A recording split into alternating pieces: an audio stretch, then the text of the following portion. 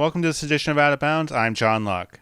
As many of us, for one reason or another, are looking forward to football, for many it will be a wait-and-see situation. Here in the state of Massachusetts, coaches, players, and parents are waiting to see if their sport will be called off. This comes off of a recent report issued by the Massachusetts Executive Office of Energy and Environmental Affairs, which revealed sports like football, hockey, basketball, among others, are high risk for spreading COVID-19. While we wait to see what will happen with high school football, the NCAA has already announced that all fall sports championships in all three divisions will not take place, but conference championships could still happen. Could there be football in the spring? Will the rest of the Power 5 football conferences pull the plug on their season following the steps of the Big Ten and Pac-12? There are a lot of questions about fall sports here in the age of COVID, and I had a chance to talk to Matt Noonan from Noontime Sports, which covers New England high school and college sports. So joining us today, we have Matt Noonan from Noontime Sports. Matt, thank you very much for joining us today in what is a unique time in high school football and really all sports. John, good to be with you, and I think you painted it perfectly, my man. I think that it's an unusual time, but we got to take it one day at a time. Now, Matt is very well versed in high school and local college sports. We'll get to that in a little bit, but the big news here is the fact that the MIAA is just about ready to pull the plug on football and the rest of fall sports. We're recording this on August 14th, and the reason we say that is because really this is a day-by-day situation. So, is there any potential maybe that we can see fall sports this season here in the state of Massachusetts? That's the $1 million question. Between the two of us, between talking to folks, and I had an interesting conversation yesterday with a high school football coach in the area, eastern, more closer to the Boston area. I'll tell you, between the conversations I'm having with like them or with like a college coach, where there's at a smaller level hypothetically, I just think the overarching theme is just it's hard to fathom, and it's hard to understand if there really could be high school football, college football played. I mean, the pros, as we both know, are in a completely different situation. There's a lot of money behind that. There's also, when you talk about, a professional football player, whether it's playing locally here for the Patriots or, around the country, those men are signing up to play. There's contract incentives and so forth. There's also a lot of protocols put in place. And, right now, I think it's been very tough to just kind of, I know there's a lot of people that are upset. There are a lot of people that want to see football played, just like I know, obviously, you and I would like to see it as well played. But there's so much uncertainty. And, I think that hopefully if you were to rewind all of this and probably go back to mid-March, early April, I think, we had hoped that maybe we'd be in a different position by this point here in August. But, just unfortunately because of the way the virus has just continued to, mutate and spread, and there's a lot of concern, and there's a lot of growing things that we learn every single day, John. So, as much as I know we'd like to be able to tell your viewers and tell you and tell the fans at home that, hey, there's going to be high school football, there's going to be college football and so forth, around this neck of the woods, it's really hard to fathom, in my opinion. And we talk about football a lot. Now, football won't be the only sport that has a plug pulled. It'll be all fall sports. There was a report that came out the day before this recording that deemed each sport here in the state of Massachusetts as a low risk, moderate risk, and a high risk. And football was a high risk because obviously you have to go within 6 feet of social distancing. Masks are really difficult for people, especially wide receivers and tight ends, and especially if you go into soccer. From some of the coaches or maybe some of the people you talk to within the lines, would it be possible for athletes to play and coaches still stay up to date with some of the protocols, the 6 feet social distancing, the masks, the sanitizing, wash your hands, keep clean?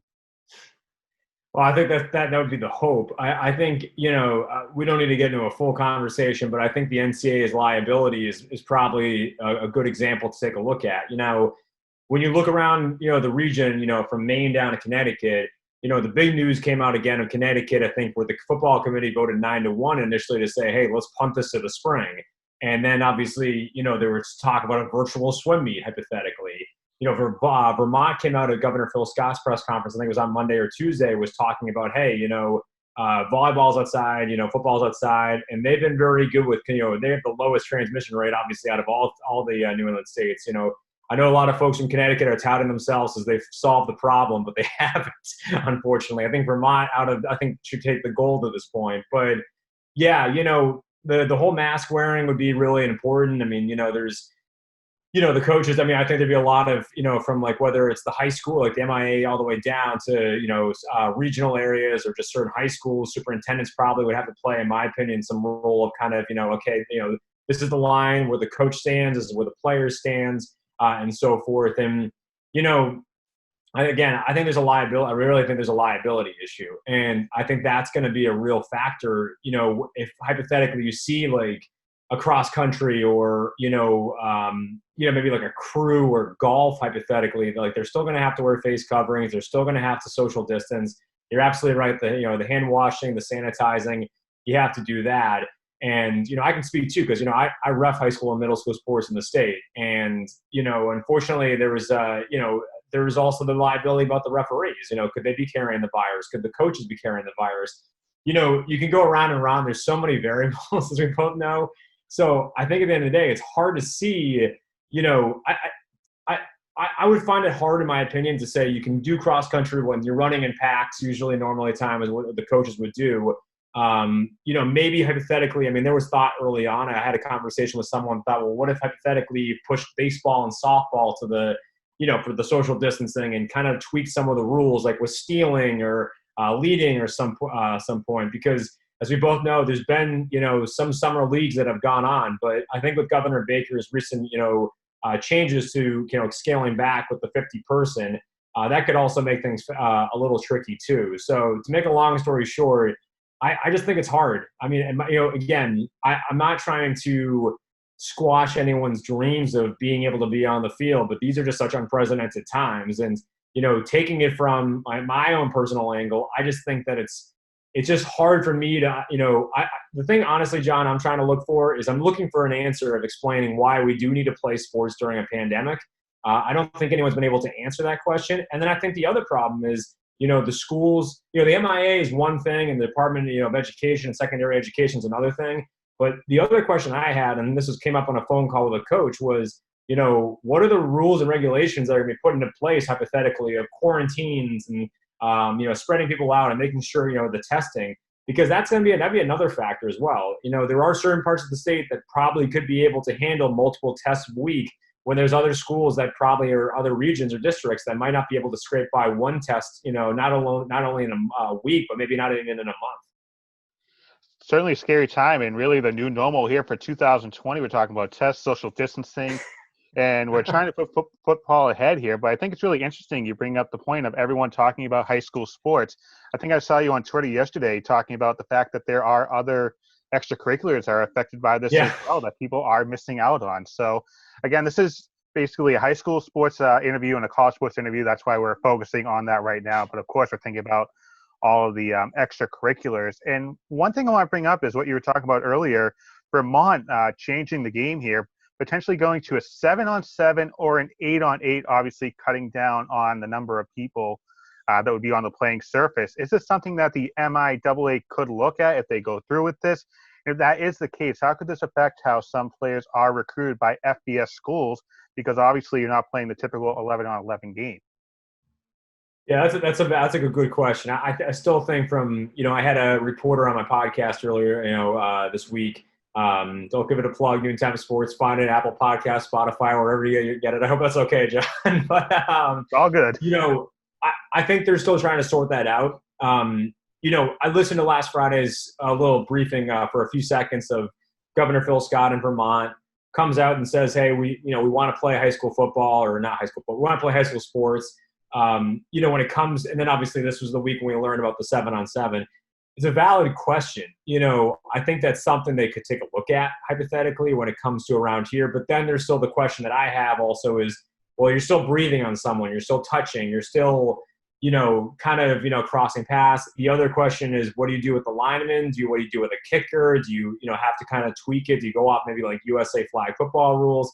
There's certainly things that I know some of the adult sports leagues around here have been trying to, or at least want to maybe hypothetically play flag football, but I think there's still, some question marks there. In regards to your question though about the recruiting, I mean, that's that's a whole nother conversation, in my opinion, because the thing with the recruiting right now, as we both know, is that there are certain states around the country, like, we're again, on August 13th, crazy to think the first high school football game of 2020 was played in Utah. So, and I know a lot of people obviously were craving high school football or want to see how it was done and so forth. So I think if you're like, a Northeast school here, maybe let's factor in from New Jersey or Connecticut or Pennsylvania up. I think that obviously you can take a look at that type of stuff. There's, others avenues like maybe Huddle.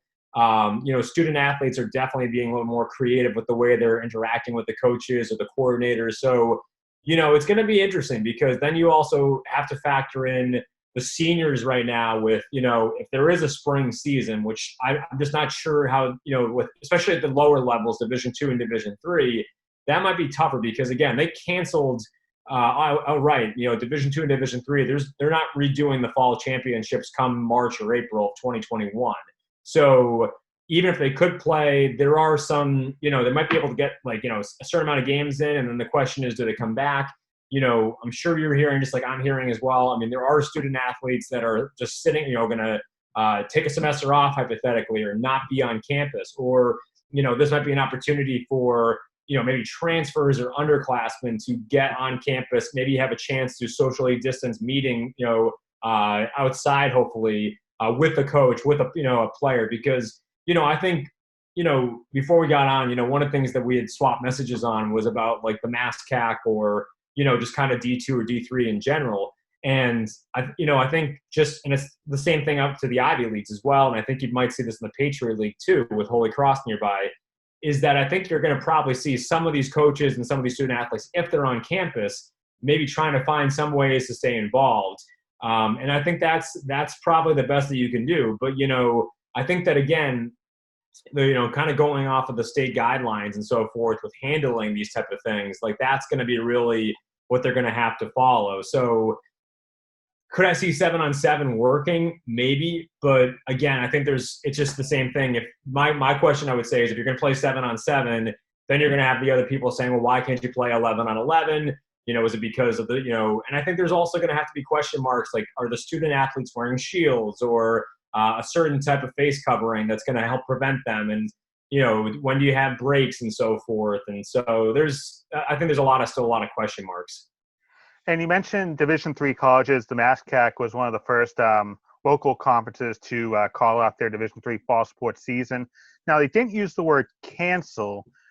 So if things improve as far as this pandemic and how we handle it through the winter, is it possible we see the MASCAC fall sports come back in the spring with the fact that a lot of the football players don't have NFL draft aspirations?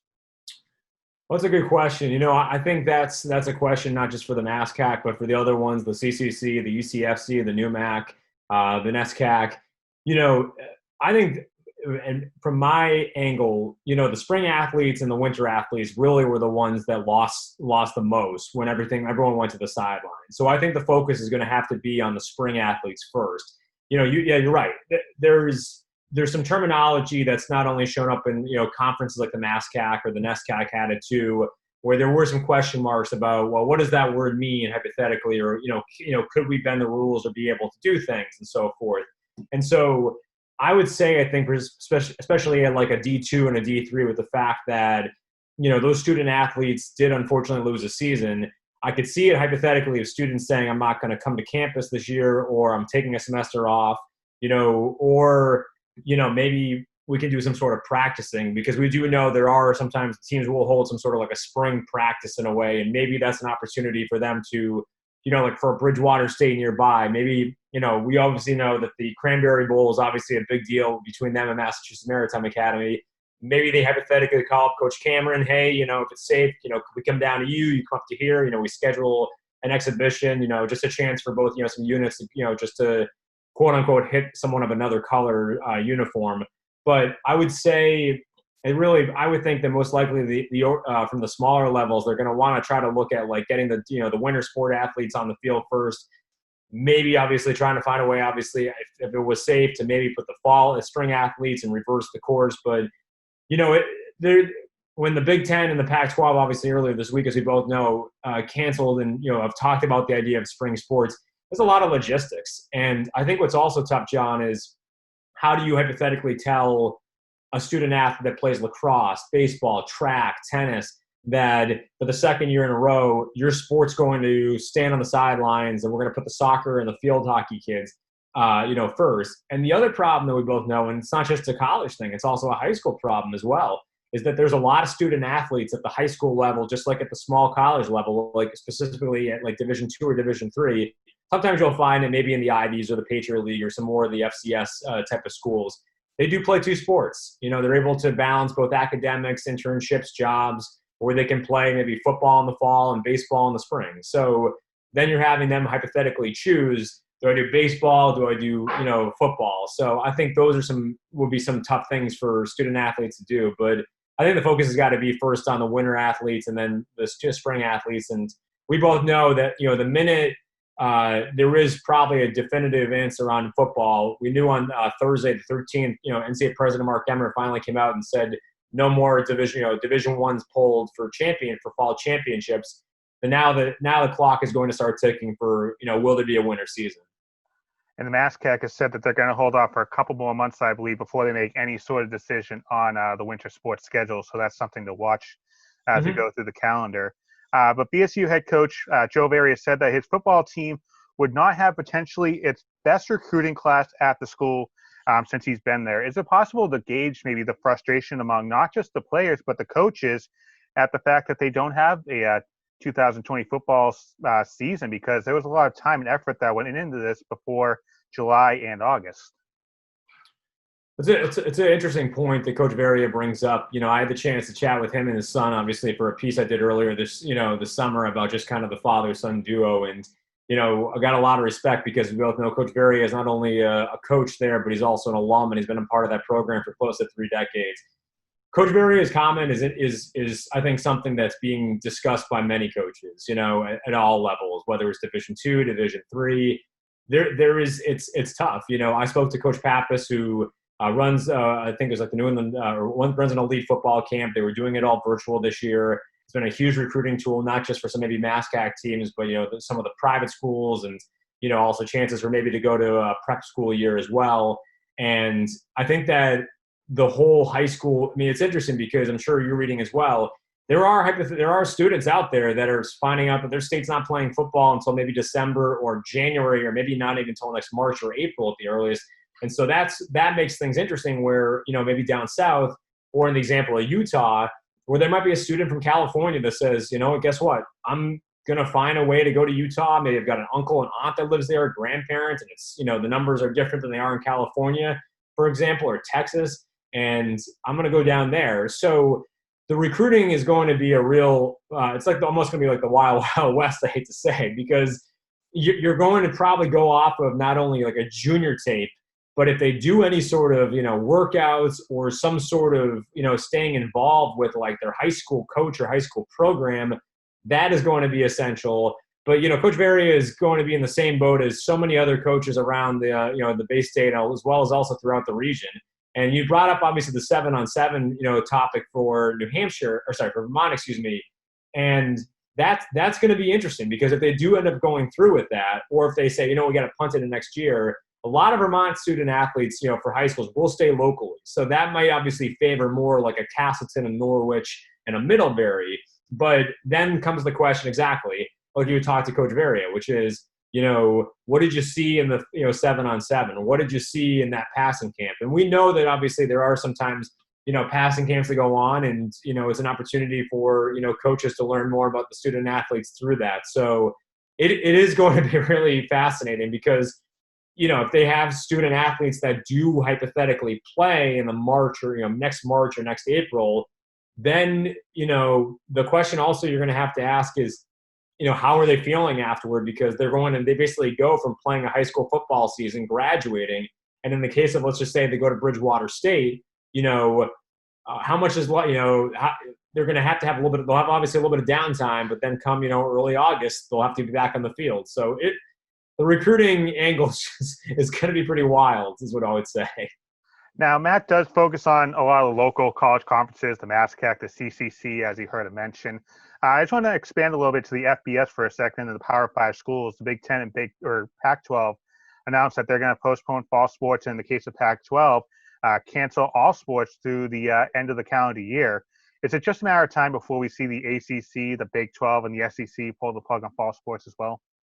Absolutely. I mean, I'm just having a little difficulty, John, truthfully expecting it. I think that, I think the Big 12 will be the next domino to fall. I was chatting with someone in the college world about this the other day, and I think it's going to be the Big 12, followed by the ACC, and then obviously the SEC. And I think we both know the SEC has been, Commissioner Greg Sankey has definitely been the most outspoken. The Big Ten was interesting because, we had Coach Frost of Nebraska, and he was very vocal, not only on social, but in interviews. You had Wisconsin looking at it, you had Ohio State looking at it, Coach Harbaugh with Michigan. And then for the Pac-12, the entire conference is all unified.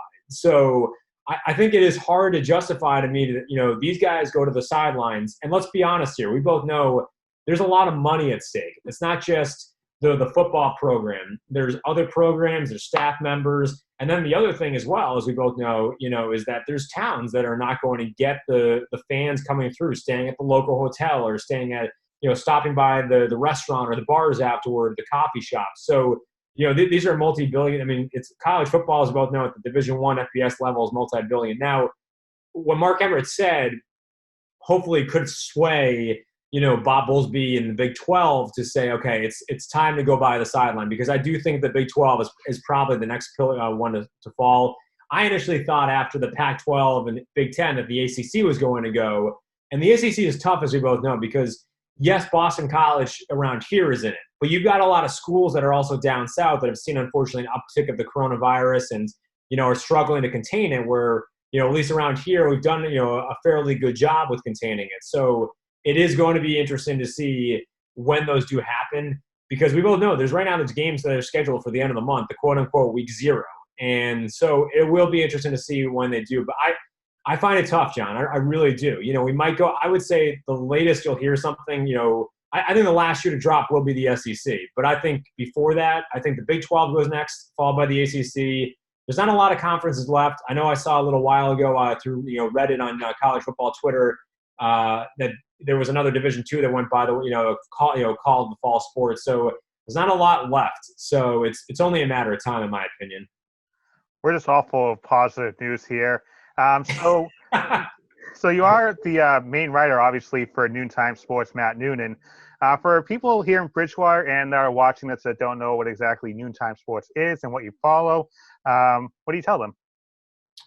Sure. So, I'm a local guy. I went to Wheaton College. I started this blog and, kind of coverage in my dorm room. And, basically at the end of the day, it's been a small, kind of coverage of New England small sports, specifically more at the Division III and sometimes Division II level, the Ivies, also trickling in some Hockey East. But I've also, we'll make sure to try to get some high school coverage too, because we both know this is a sport, a state that definitely is. We're not Texas, we're not California or Florida, but there is a lot of passion and excitement from the fans and the student athletes and the coaches and the parents for local high school sports coverage. So, initially, obviously, I think I had aspirations, to be honest with you, of, maybe covering the pros. But, I've been fortunate enough to be able, not just through Noontime, but through a lot of other outlets over the years to really gain an appreciation for this area and what this area is all about. And we both know here there's a lot of stories. There's a lot of great folks, not only at the small college level, but also in the high school world, whether it's here in the eastern part of the state, central, western part.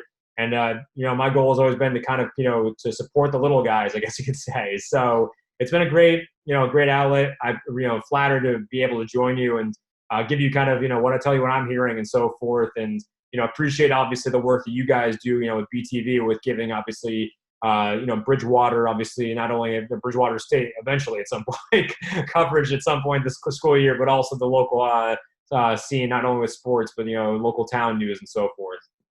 We'll have a lot of classic games coming up, trust me, here on BTV. Yeah. Matt Noonan from NoontimeSports.com. You can follow him on Twitter. @NoontimeSports is the Twitter handle. Thank you very much for joining us today.